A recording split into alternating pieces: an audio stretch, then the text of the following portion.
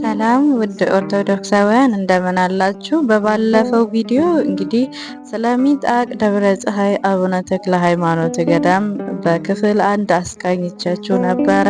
ክፍል 2 እሰራላችኋለሁ ባልኩት መሰረት እንግዲህ ወደ ሚጣቅ አቡነ ተክለ ሃይማኖት ወደ ጥንታዊ ወደ ድሮ ቅዱሳን አባቶች ወደ ፈለፈሉት ገዳም ማለት ነው፣ ወደዛ እየሄድን ነው። በመንገድ ላይ እንገኛለን። እንግዲህ ጫካውን እንደምትመለከቱት ጥቅጥቅ ያለና የሚያስፈራ ነው። በዚህ ውስጥ በጣም ብዙ የዱር አራዊቶች እንደሚኖሩ የገዳሙ አስተዳደር ገለጻ ያደርጉልናል። ነብር፣ አንበሳ እንዲሁም ደግሞ እነ ጉሬዛ፣ ጦጣዎች የመሳሰሉ የዱር አራዊቶች በዚህ ውስጥ ይገኛሉ ማለት ነው። ቦታውም በአናብስትና በነብር የሚጠበቅ ቦታ ነው። የብዙ ቅዱሳን አጽም አለ። ይሄ እንግዲህ የጸበሉ ቦታ መግቢያ ነው። ወደ ጸበል የሚኬድበት ነው። እኛ ደግሞ የምንሄደው ወደ ዋሻው ስለሆነ ይሄኛው ደግሞ ወደ ዋሻው የሚወስደን መንገድ ነው ማለት ነው። በሱ ተከትለን እንግዲህ እየሄድን ነው። ይሄ ቦታ በጣም እርጋታን መንፈስ ቅዱስን የሚያላብስ ቦታ ነው። እንደዚሁም የተጨነቀ አእምሮ በተለይ እዚህ ቦታ መጥቶ የሚረጋጋበት ነው። እንግዲህ ወደ ወንዙ ጋር ደርሰናል። ያው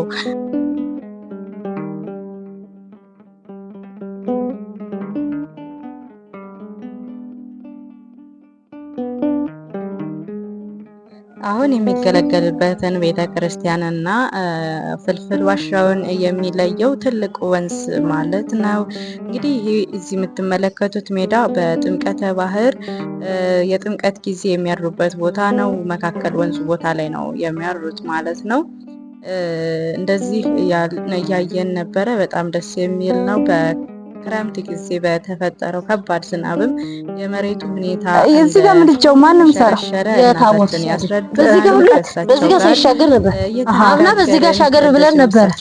ያስረዳል። እዚህ ደርሰናል ማለት ነው። እንመጣለን። ባለፈው ክርስቶስ ሰምራ ጸበል አሳይ ብላ አንድ ልጅ እንዲህ እንዳንቺ ይሄ እንደዚህ እኮ ነው አገኙ እንዴ ተበላሽታል እያሉ ይሉኛል። በበዙ ምንድን እንመጣለን ወፋርጎታ ቃስ በጣም ይሞላላ በክራ ነገር ሳንሰጥሽ ቃስ እንዴት ይያስ ታቦተ ሕጉ በሚያድርበትን ቦታ የእናታችን የቅድስት ክርስቶስ ሰምራ ጸበል ፈልቋል ማለት ነው። ከመሬት ውስጥ ፈልቆ ይገኛል። ይህም በጣም ብዙ ፈውስንና ድህነትን እንደሚያደርግ ገዳሙ እናት ያስረዱናል።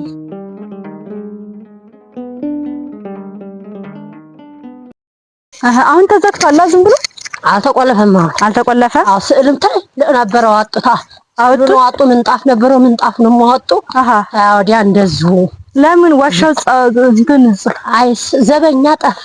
ዘበኛ ስዕሉ ደግሞ የትልልቁ የሚቆመው አይ በቃ ዘበኛ አሁንም እኮ አሁን በጠር እኮ ክርስቶስ ሰምራ ልገባ ነው። የት እዚህ ዋሻ እዚህ ባርካ በደንብ ተደርጎ እሷ እንደገና መታ ልገባ ኦኬ ለተቋስ ገብታለች። በተስኪያን አዲስ ገስተ ዛሬ አልገባኝም። ተቀየጠ ተተክልየ ጋር ያው ድረስ ተብሎ የናሰ ክርስቶስ ሰምራ ተቀየጠ። ስለዚህ የዋሻው ጉልላቶች እነዛ ናቸው። አሁን እንደዚህ ጫካውን ጨርስ አድርገን ወደ ወንዙ ብቅ ስንል ተራራው ላይ ጉልላቶች ይታዩናል። እንግዲህ ይሄ ወንዝ በክረምት ወቅት በጣም በከባዱ ሁኔታ የሚሞላ ሲሆን ከዚህ ማዶ ወደዛኛው መሻገር በጣም ያስቸግራል።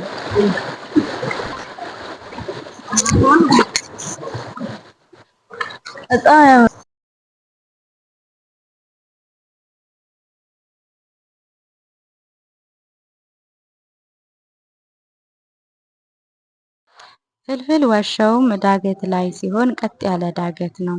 እንግዲህ ይህንን ዳገት መውጣት የሁሉም ድርሻ ነው። አባቶቻችን በዚህ ዳገት ላይ እየወጡ እየወረዱ የሰሩልን ታሪካዊ ቅርስ እንግዲህ በዚህ መልኩ መንገዱ እንኳን ጫካ ነው። ምንም አይነት መግቢያ መንገድ የለውም። በአሁን ሰዓት ሰው በቦታው ላይ ስለማይገኝበት ከዛ አንጻር መንገዱ ጫካ ወርሶት የሚዋጉ የተለያዩ የሚባሉ እጽዋቶች አሉ ማለት ነው። መሬት ላይ እግር ራሱ ጠልፎ ይጥላል። እንደዚሁም ደግሞ መሬቱ አሸዋማ ስለሆነ በጣም ያንሸራትታል። በተለይ ሲወርዱ በጣም ከባድ ነው። እንግዲህ እኛ በዚህ ልክ ወደ ላይ እየወጣን እንገኛለን። እንግዲህ በዚህ ቦታ ላይ ክርስቶስ ሳምራ ተመልሳ ወደ ቦታው ትገባለች ማለት ነው። በዚህ ሰዓት ላይ ደግሞ በጣም ብዙ የበረከት ስራ የሚጠበቅብን ስራዎች አሉ። ይሄ ቦታ መስተካከል መቻል አለበት። ቅዱሳን አባቶች ቦታውን ፈልፍለው መሸሸጊያ እንዳደረጉልን ቅርስን እንዳስረከቡን ሁሉ እኛም ደግሞ ታሪካችንን ቅርሳችንን ልንጠብቅ እጅግ በጣም ይሁን እንደ ደረጃ ነገር ቢሰራላ ቦታውን ቆፈር ቆፈር ቆንጆ ነበረ። እንደዛ እንደሚጣጥ ፍር እያደረጉ መሰራት አለበት። ግን እውነት ምንም እንትን አያስፈልገው። መንገዱ በደንብ ይሰራል ተብሏል። ወደፊት ይሄዳል። ካበላሸነው ጥሩ አይደለም ማለት ነው። እንግዲህ ጭጓጎት፣ የተለያዩ ነጠላ እጅን የሚይዙ የሚባሉ አትክልቶች አሉ። እነሱን አለፍ አለፍ እያልን ወደ ላይ ወጣን ማለት ነው። ትንሽ ዳገቱ በጣም የሚያደክም ነው። ነገር ግን ጽድቅን የሚራቡ የሚጠሙ ብፁዓን ናቸው እንዳለ ወንጌሉ። ስለ ጽድቅ አባቶቻችን በየተራራው በየሸንተረሩ በዛ ማለት ነው ይሄንን ድንቅ ድንቅ የቅዱሳንን ቦታ ሰርተውልናል። ቅዱሳን አባቶችም ስለ ክርስቶስ ፍቅር በሚገባ ሁኔታ ተጋድለዋል። ከድካም ጋር፣ ከተራራ ከድንጋይ ጋር፣ ከወንዝ ጋር፣ ከሸለቆ ጋር፣ ከጫካ ጋር፣ ከአናብስት ጋር፣ ከአውሬ ጋር ተጋድለውልናል ማለት ነው። እንግዲህ ዋሻው ጋር ስንደርስ ይሄንን ይመስላል። ዋሻው ፀሐይ ማስገቢያ ትንሽ የሆነ ቀዳዳ ነገር አለው። ቦታው በጣም ጸጥ ያለና የሚያስፈራ ነው። በራሱ እዚህ እንደምታዩት ነው።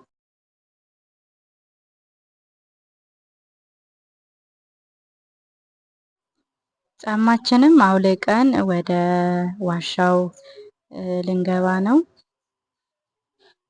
እናታችን በሩ አልተቆለፈም፣ ምክንያቱም ዘበኛ ስለሌለ ሰው ስላጡ ቦታው ሳይቆለፍ ነው ያለው ማለት ነው። ውስጥ ያለውንም ምንጣፍም ሆነ ስዕል አድኖ የተለያዩ ንዋያተ ቅድሳትን አውጥተው ወደዛኛው ገዳም ወስደዋል። እሱም ደግሞ ሰው ከመጥፋቱ እንዳይዘረፍ እንዳይሰረቅ በማለት በመፍራት ነው ማለት ነው። ዋሻው ጥቅጥቅ ያለ ጨለማ ነው። ዓይን በሚያባትሩ ምንም አይነት መብራት እንኳን የማይደፍረው ጨለማ ነው ውስጡ የምንመለከተው። በጣም ያስፈራል። እንግዲህ የጉሮሮ ያክል ጥበት ያላቸው መወጣጫ ያላቸው ደረጃ ያላቸው ውስጥ ዋሻዎች አሉ። እነዚህ ዋሻዎች ሲወጡ መሰላል አላቸው፣ የእንጨት መሰላል። በዛ መሰላል ላይ ነው የሚወጣው። ነገር ግን ወገብን ነው ወደ ላይ የሚያስገባው ማለት ነው። ከዛ ውጪ በጣም ጠባብ ነው ማለት ነው። እንግዲህ በዚህ ውስጥ በጣም ብዙ ፍልፍል ዋሻ ነው ያለው። ወደ ውስጥ እየፈለፈሉ በጣም ብዙ የገቡበት ሁኔታ አለ። በዚህ ልክ ነው እንግዲህ የሚወጣው። በጣም ለመውጣትም አስቸጋሪ ነው። ነገር ግን በዚህ ውስጥ አባቶቻችን ቅዱሳን ለብዙ ዓመታት ሲያገለግሉበት ኖረዋል ማለት ነው።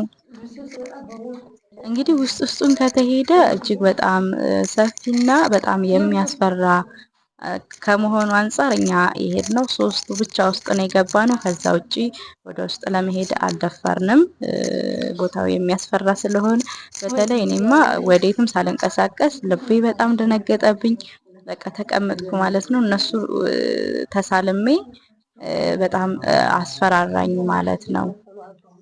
እንግዲህ የቅዱሳን ግርማው ከግርማቸው አንፃር ራሱ ያስፈራል። እዛ ማዶ ላይ የሚታየው የሚጣቅ አሁን ያለበት ገዳም ማለት ነው። ጉልላቱ በዛ ልክ ይታያል።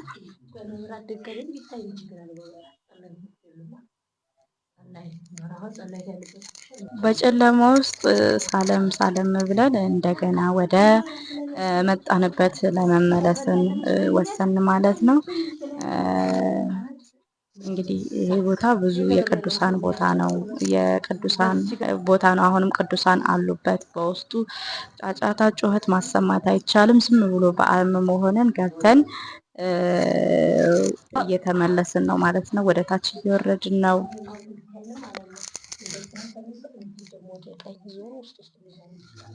ይህ ቦታ እንግዲህ አቡነ ተክለ ሃይማኖት እየመጡ ሱባኤ ይይዙበት የነበረበት ቦታ ነው። እዚህ ዋሻ ውስጥ ሱባኤ እየያዙ ለ7 ቀን ከዛም በላይ እየጸለዩ እንደገና ወደ ሌላ ቦታ ይሄዳሉ። ደግሞ እየተመለሱ እየመጡ ደግሞ እዚህ ቦታ ለወር ለ2 ወር እየቆዩ የሚሄዱበት ቦታ ነው እና ይቺ ቦታ እርሳቸው የተቀመጡባት ጸሎት የሚያደርጉባት ቦታ ነች። እንደዚሁም ደግሞ ዳዊታቸውን የሚያስቀምጡባት ቦታ አለች ማለት ነው። በዚህ ቦታ ውስጥ እንግዲህ የእናታችን የክርስቶስ ሰምራ ታቦተ ሕግም ተቀምጦ ተገኝቶ አሁን ቅርብ ጊዜ ወደ አቡነ ተክለ ሃይማኖት ገዳም ወደዛ ተቀላቅላለች ማለት ነው። አሁን ጥር ላይ ደግሞ ተመልሳ እዚሁ ዋሻ ውስጥ ትገባለች። እንግዲህ እየመጣችሁ የበረከቱ ተካፋይ እንድትሆኑ ጥሪ እናስተላልፋለን።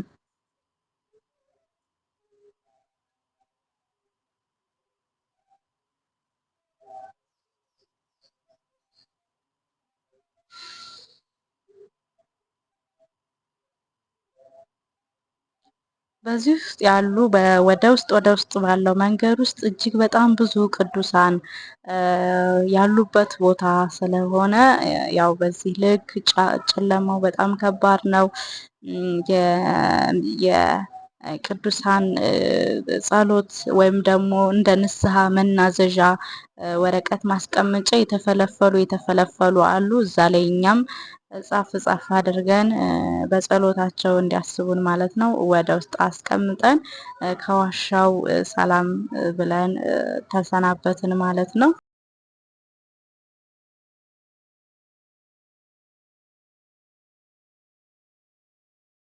የአቡነ ተክለ ሃይማኖት እና የእናታችን ቅድስት ክርስቶስ ሰምራ ሕጉ ለብዙ ዘመናት አብሮ የኖረ ሲሆን ሳላደምጥ ቀርቼ ሰርቼ ይናገራሉ።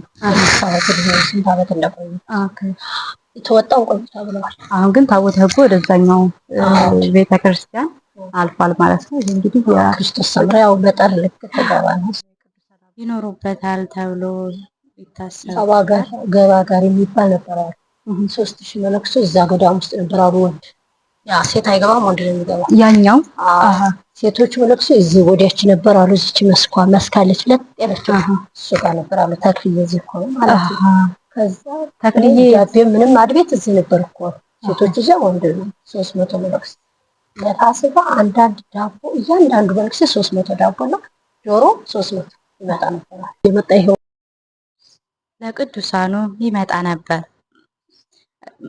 ገዳሙም እጅግ በጣም ብዙ መሬቶች ስለነበሩት መነኮሳቱ ያንን መሬት እየሰሩ በዚህ ገዳም ላይ እያገለገሉ እግዚአብሔር አምላካቸውን እየተማጸኑ ይኖሩበታል። ይሄ እንግዲህ የወንዶች ገዳም ሲሆን የሴቶች ገዳምን በሜዳ ላይ እንደዚሁም ደግሞ የምዕመናንም ተከፋፍሎ ይገኛል። ለዛሬ የማቀርብላችሁ ቪዲዮ ይህንን ይመስል ነበረ። እንግዲህ በሌላ ቪዲዮ እስከምንገናኝ ሰላም ሰንብቱ እያል ወደ መጣንበት ተመለስን። እንግዲህ ይህን የመሰሉ ቪዲዮዎች እንድሰራላችሁ ሰብስክራይብ፣ ሼር፣ ኮፒ ሊንክ ማድረግ አትርሱ። ሰላም ሁኑ። ወስብሐት ለእግዚአብሔር ወለወላዲቱ ድንግል ወለመስቀሉ ክቡር። ይቆየን።